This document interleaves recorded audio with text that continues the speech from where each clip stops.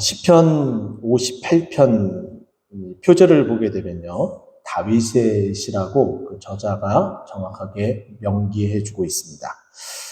뿐만 아니라 마스길이며 교훈이라는 뜻이죠. 또 인도자를 따라 알다스엣에 맞춘 노래라고 표현해요. 이 알다스엣이라는 이 표현은 멸하지 마소서라는 뜻을 가지고 있습니다. 그리고 쉽게 찾아볼 수가 있어요. 그냥 많은 어떤 검색 기능이 있는 그런 것을 찾으면은 이게 무슨 뜻인지 다 나오기 때문에 쉽게 볼 수가 있는데, 멸하지 마소서라는 이 뜻은 결국은 애절함, 그리고 간절함, 이것을 내포하고 있다. 무엇이 그렇게 애절하고 무엇이 그렇게 간절할지 그 내용을 살펴보면은 우리는 알 수가 있는데요. 1절을 보게 되면은 이 말씀이 조금 마음 아프게 하는 내용들이, 통치자들아 너희가 정의를 말해야 하거늘 어찌 잠잠하냐. 이 말은 지금 통치자들이 정의를 말하지 않고 있다라는 뜻이고, 또 인자들아 너희가 올바르게 판결해야 하거늘 어찌 잠잠하냐. 제대로 된 판결을 하지 못하고 있다. 공의와 정의로서 판결하지 못하고 있다라는 말을 해주고 있습니다. 다윗의 시대에도 이런 일들이 있었는데 지금 우리의 시대라고 별반 다르지 않는 것 같습니다. 우리는 지금 우리나라는 이제 내년 또 총선이 있기 때문에 벌써부터 나라의 정치권이 들썩임과 동시에 또 정치권을 바라보고 또 이제 그것에 대해서 자신의 목소리를 좀 내고자 하는 그런 사람들이 벌써부터 굉장히 뜨겁게 서로의 이야기를 주고받으면서 난타전을 가하고 있습니다. 그러다 보니까는 정의는 온데간데 사라지고 없고, 또 그것에 대한 고소고발이 난무하여 법정에 서게 되면은 우리는 좀 많이 듣게 돼요. 판사들의 정치 성향에 따라서 좌우면이 완전히 다 뒤바뀌는 상태에 이르고 있는 그런 실정입니다. 그러니까 공의롭게 판결을 하지 않고, 그리고 정의는 온데간데 사라진 데 있습니다. 이것은 우리는 좀 곰곰이 좀 생각해 봐야 될 것 같은데요. 마이클 샌델의 정의란 무엇인가라는 책이 있습니다. 그 책을 보게 되면, 그 책의 서두에 보게 되면은 정의를 바라보고 또 정의를 정리해야 될 세 가지 시선을 우리에게 말해주고 있는데, 그 첫 번째가 행복입니다. 정의란 모든 사람이 다 같이, 마치 공리주의에서 말하는 것처럼 모든 사람이 다 같이 행복해야 된다라는 거죠. 어떠한 판결이 났을 때에 잘못한 사람은 잘못한 것을 수긍하고 받아들일 수 있어야 되고, 또 잘못하지 않는 부분에 있어서 억울함을 받은 사람은 그것이 그 억울함이 해소가 되어져서 함께 내가 잘못한 것을 인정을 하고 또 잘못하지 않는 것에 대해서는 해소가 되어서 기뻐할 수 있고 정의가 세워지고 함께 모두 다 고개를 끄덕일 수 있는 그런 행복을 말해야 되는데, 있음에도 불구하고 이 모든 것들이 다 무너진 상태, 지금 이 상태가 우리가 살아가고 있는 그런 상태입니다. 근데 이것을 단적으로 오늘 성경 말씀은 무엇 때문에 이와 같은 상황 가운데 있는지에 대해서 2절에 우리에게 이렇게 말해줍니다. 그 이유는 무엇이냐면 2절에 아직도 너희가 중심에 악을 행하기 때문에 그렇다는 거예요. 악을 행하기 때문에 정의를 말하지 않고 악을 행하기 때문에 올바르게 판결하지 않는다라고 말하고 있는 거예요. 또 뿐만 아니라 더 나아가서 땅에서는 너희 손으로 폭력을 달아주는구나. 폭력이 일상화되고 있는 참 안타까운 부분이다라고 볼 수가 있습니다. 그래서 그 악을 이야기하면서 이 악에 빠져있는 자들의 모습이 어떠한지 3절 보면은 악인은 모태에서부터 멀어졌으며, 악인은 모태에서부터 그 정의와 그 공의로운 올바른 판단과 거리가 멀게 벌써 떨어져 있다라는 거예요. 그래서 나면서부터 곁길로 나아가 거짓말을 한다. 거짓말은 제가 말씀드렸던 것처럼 요한복음 8장 44절에 보면은 거짓의 아비, 거짓말하는 자는 다 사단의 자식이 되는 거죠. 거짓의 아비가 사단이기 때문에. 그래서 요한복음 8장 44절은 우리가 머릿속에 좀 기억을 해야 될 구절이고요. 그리고 또 나아가서 여기 보면은 곁길로 나아갔다. 올바른 길, 정의의 길, 그리고 올바른 판단의 길이 아닌 다른 곁길, 자꾸 다른 것을 보게 된다라는 거죠. 그런데 이 말씀을 보게 되면 우리는 한편으로는 그런 자들만 이렇게 손가락질을 할 것이 아니라 지금 다윗이 이 시를 쓰고 있는 이 다윗은 전에 자신의 그 주홍같이 그 짙은 그 죄악에 대해서 회개하면서 무슨 말을 했는지 우리가 살펴보면은 이 말이 그냥 그들에게만 향하는 말이 아니라 바로 나에 해당되는 말이구나. 나도 이런 존재구나. 그런데 주님께서 나에게 은혜를 주셔서 지금 정의를 말하려고 하고 그리고 올바른 판단을 하려고 하는구나. 이렇게 우리가 인지를 해야 되는 거죠. 그래서 시편 51편 5절 말씀 보면은 다윗이 뭐라고 얘기했냐면 내가 죄악 중에서 출생하였으며 어머니가 죄 중에서 나를 잉태하였다. 죄 가운데 내가 잉태되고 또 죄 가운데 내가 태어났다. 그렇기 때문에 나는 죄인이다.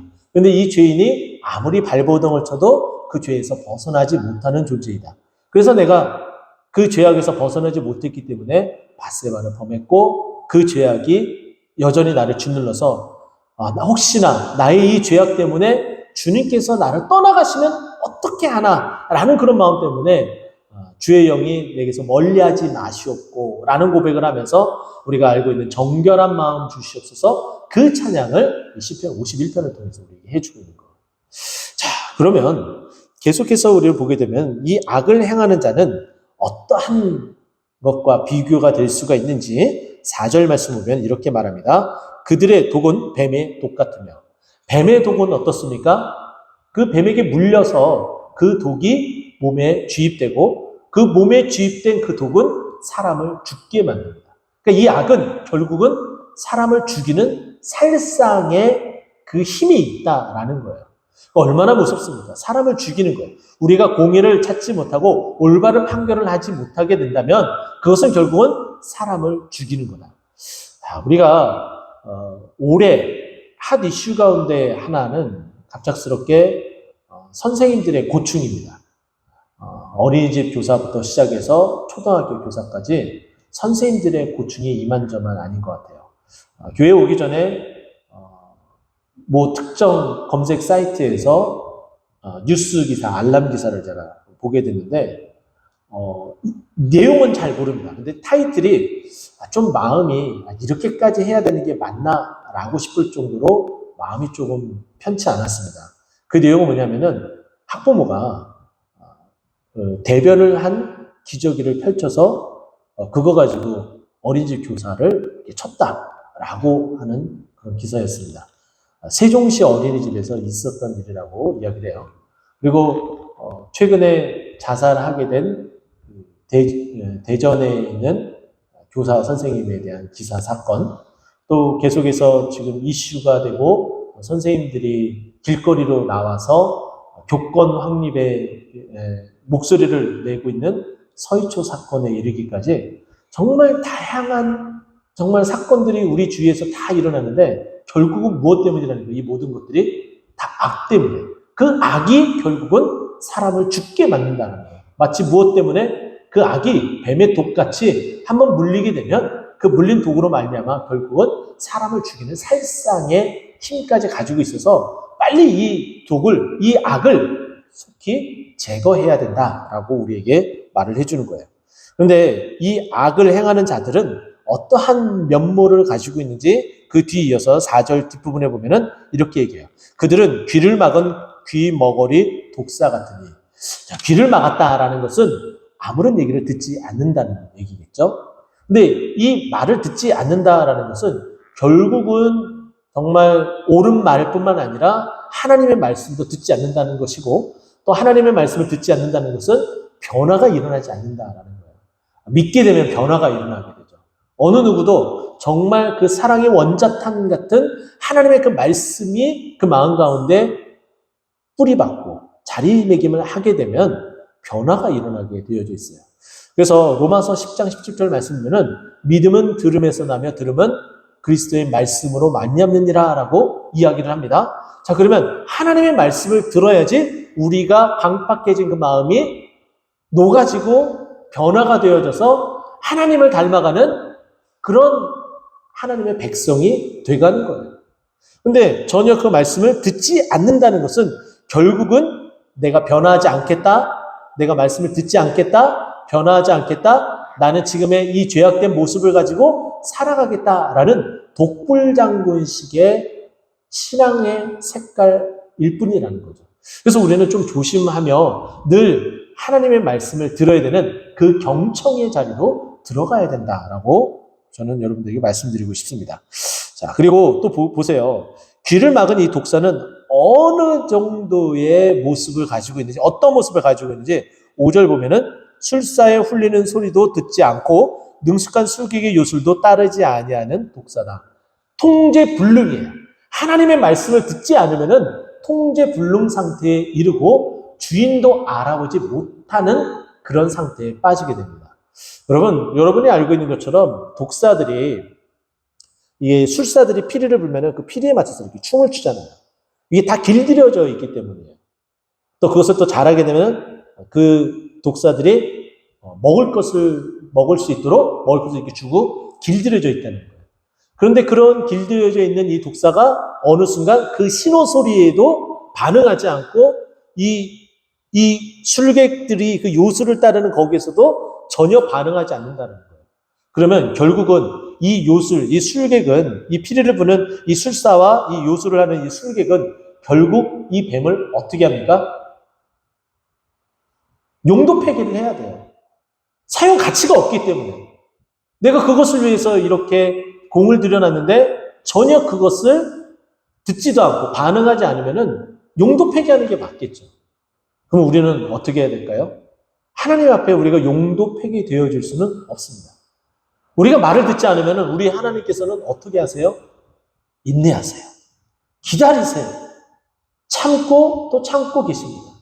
우리가 어떻게 할 때까지 우리가 귀를 열고 눈을 열어서 하나님을 바라보고 하나님께 나아가 회개하고 돌이켜서 주님께 영광 돌리며 우리들의 이전 모습은 이제 완전히 사라지고 주님을 닮아가는 모습으로 변모되어지는 그 자리까지 나오기를 바라며 기다리고 계시는 것이 우리 하나님의 모습이라는 거예요.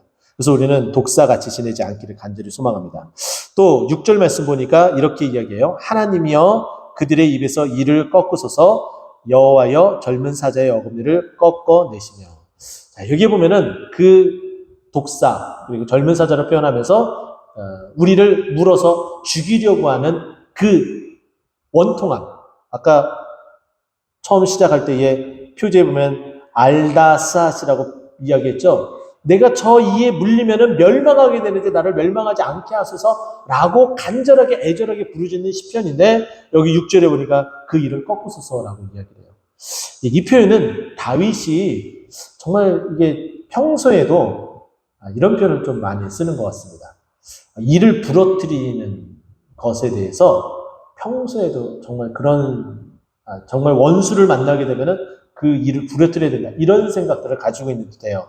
그래서 우리가 알고 있는 것처럼 시편 3편 7절의 말씀을 여호와여 일어나소서라고 얘기하면서 원수 그 악인의 일을 꺾으시고라고 표현을 합니다. 이 다윗이 압살롬이 자신을 반역해서 자신을 내몰고 다윗은 그 예루살렘에서 떠나게 됩니다. 그때 압살롬이 그렇게 한 것에 대해서 압살롬을 차마 죽이지 못하고 이렇게 떠나가지만 그 압살롬과 함께 압살롬을 부추기면서 그 일을 자행했었던 자들에 대한 그 울분, 그 화가 어떻게 표출돼요? 네, 시편 3편에 있는 말씀처럼 악인의 일을 꺾으소서라고 고백을 할 정도였습니다. 그러니까 일을 꺾는다는 것은 완전히 더 이상 나를 깨물지 않게끔 만들어달라는 그런 구원의 메시지인 것이죠. 그래서 6절에도 그들의 입에서 하나님이여 그들의 입에서 이를 꺾으소서 나를 물지 않게 하소서 그리고 여호와여 젊은 사자의 어금니를 꺾고 사자가 이가 하나도 없다고 생각을 해봐요. 악력으로 깨물면 우리가 다칠 수는 있겠지만은 이렇게 우리에게 치명타를 입혀서 즉사하게 만들지는 않을 겁니다. 그것을 말하는 거예요. 어금니를 이를 부러뜨린다. 이제 그런 이야기겠죠. 자, 7절 말씀 들어가서 그들이 급히 흐르는 물같이 사라지게 하시며 겨누는 화살이 꺾인 같게 하소서. 화살이 꺾어지면은 겨누는 것에 대한 표적을 정확하게 맞출 수가 없습니다. 그러니까 이 겨누는 화살이 꺾어졌다라는 것은 더 이상 나에게 이와 같은 피해가 입지 않게 해달라는 간절한 호소이고, 또 7절 말씀 보면은 7절 말씀 앞부분에 보면은 그들이 급히 흐르는 물같이 사라지게 하시며라고 이야기합니다. 여러분 한강에 놀러 가신 적이 있으십니까? 한강 하구 쪽 아니면 혹시 한강 상류 쪽 어느 쪽이 유속이 더 빠릅니까? 당연히 어느 강이든지 유속이 빠른 곳은 한강 상류 쪽이에요. 한강 상류 쪽은 막 급하게 물이 막 흘러갑니다. 너무 유속이 빠르니까 그 유속 빠른 그 물로 인해서 바위들, 작은 돌들이 막 쓸려 내려가는 거예요. 근데 점점 유속이 하류로 내려갈수록 느려져요.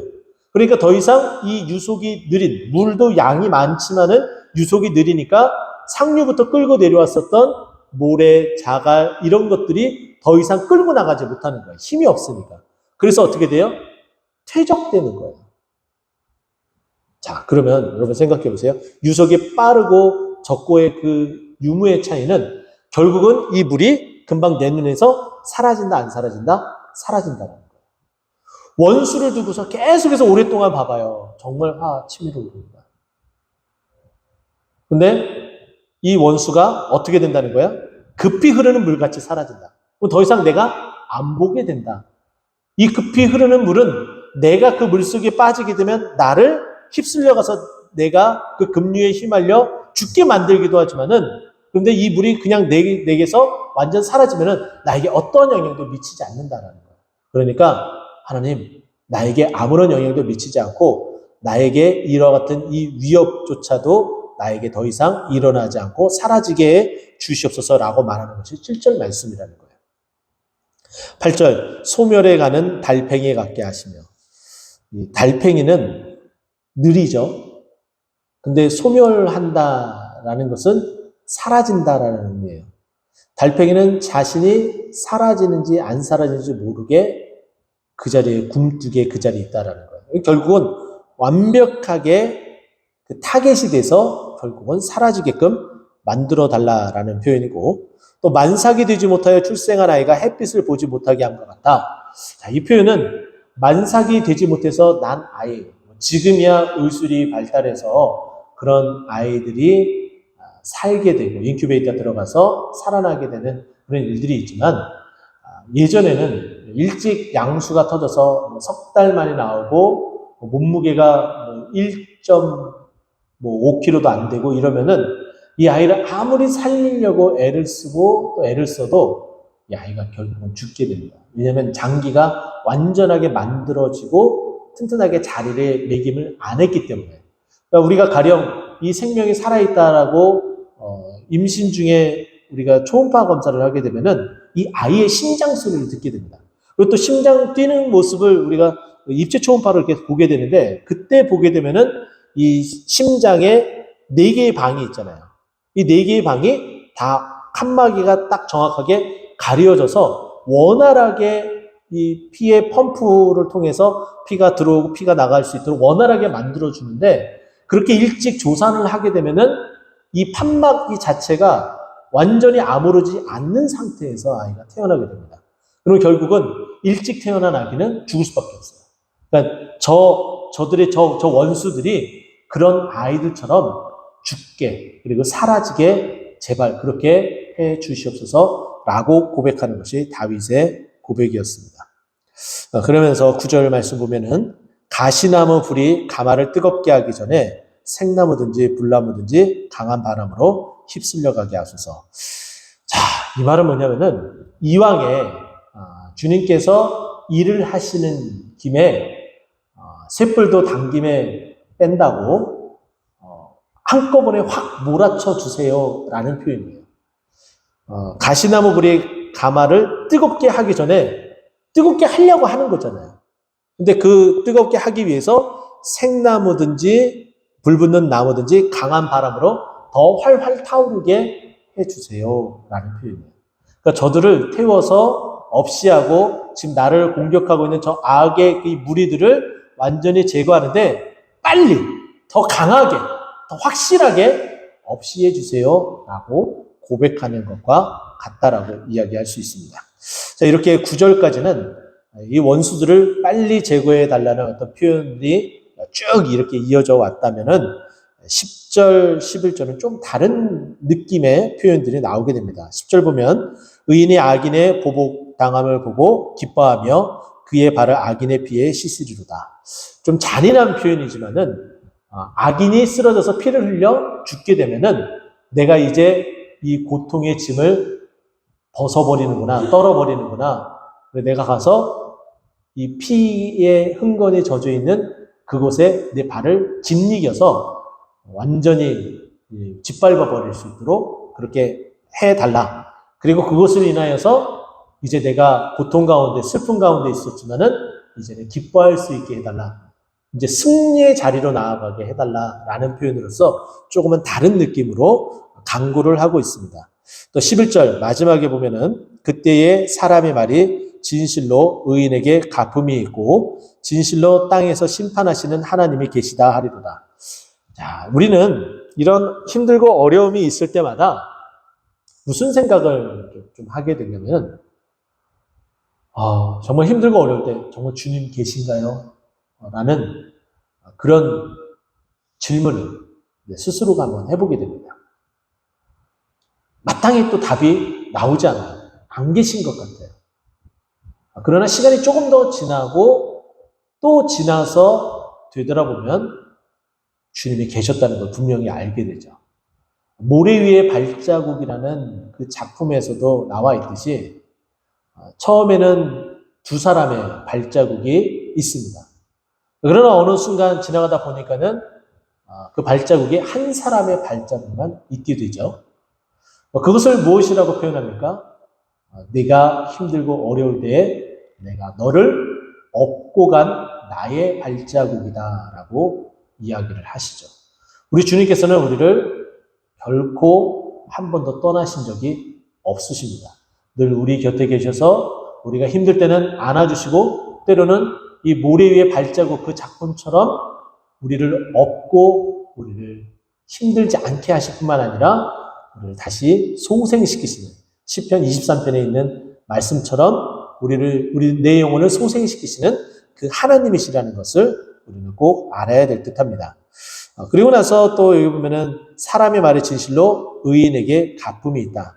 하나님께서 의인의 이 강구, 지금 의인이라는 것은 하나님을 믿는 자를 의인이라고 표현하잖아요. 우리가 죄인이었지만 예수 그리스도로 말미암아 의인된 것처럼 이 의인이 하나님 앞에 강구를 하게 되면 하나님이 그것을 갚으신다. 그 갚으심, 응답하신다라는 거죠. 그 응답하심을 통해서 어떻게 된다라는 거예요?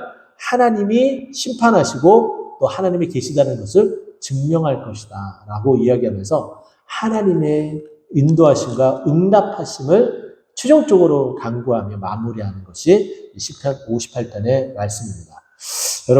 여러분의 지금 상황은 어떻습니까? 간절함과 애절함이 있습니까? 무엇 때문에? 또 어떤 일 때문에?